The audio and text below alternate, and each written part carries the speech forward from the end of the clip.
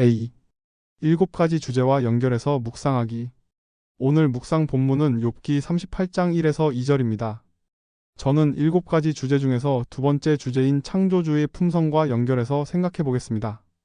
특별히 창조주의 품성은 누가 일방적으로 가르쳐 줄 수 있는 것이 아니라 스스로 깨닫고 경험하는 것이라는 사실을 다시 확인하게 되었습니다.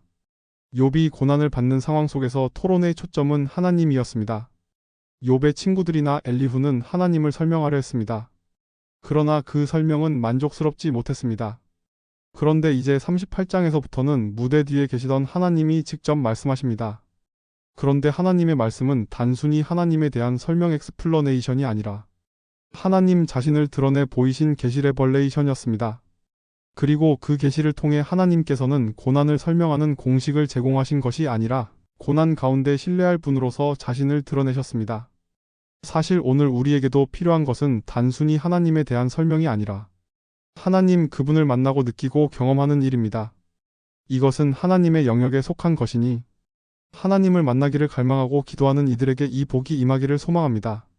오늘은 하나님의 말씀이 시작되는 2절 한 구절만 잠시 생각해 보려고 합니다. 오랜 시간 침묵하시던 하나님이 드디어 말씀을 시작하십니다. 그런데 하나님의 첫 마디는 욥이 기대했던 대답이 아니었습니다.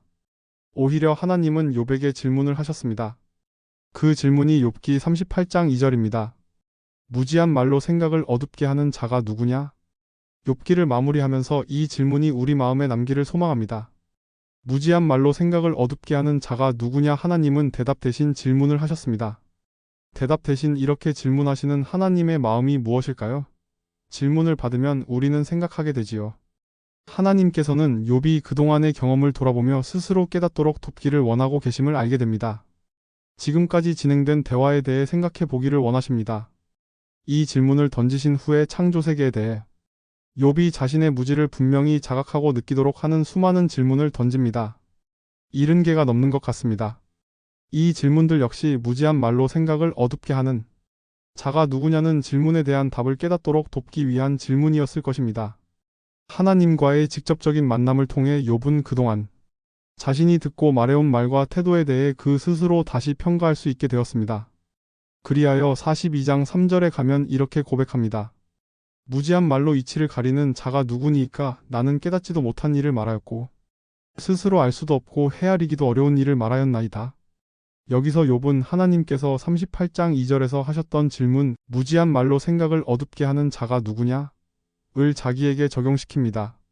무지한 말로 이치를 가리는 자가 누구니까? 지금까지 살아오면서 참 많은 대화를 나누면서 왔습니다. 설교도 하면서 왔습니다. 이런저런 자리에서 가르치는 일도 했습니다. 그런데 하나님은 오늘 저에게도 이 질문을 주십니다. 무지한 말로 생각을 어둡게 하는 자가 누구냐? 저 역시 욥처럼 고백하지 않을 수 없습니다. 무지한 말로 이치를 가리는 자가 누구니까 나는 깨닫지도 못한 일을 말하였고 스스로 알 수도 없고 헤아리기도 어려운 일을 말하였나이다. 그래도 계속 말해야 하기에 오늘도 하나님의 은혜를 구하며 하나님의 품성이 드러나는 말을 할 수 있기를 기도합니다. B. 오늘의 한 문장입니다. 우리의 말이 생각을 어둡게 하는 말이 아니라 빛을 비추는 말이 되게 하소서. 입니다. 욥기를 마무리하면서 우리 마음에 간직되는 기도가 되면 좋겠습니다. C. 오늘의 찬양입니다. 235장 샛별과 같은 성경 찬양하면서 우리 마음에 빛을 비춰주는 말씀을 더욱 사모하는 고백을 하실 수 있으면 좋겠습니다.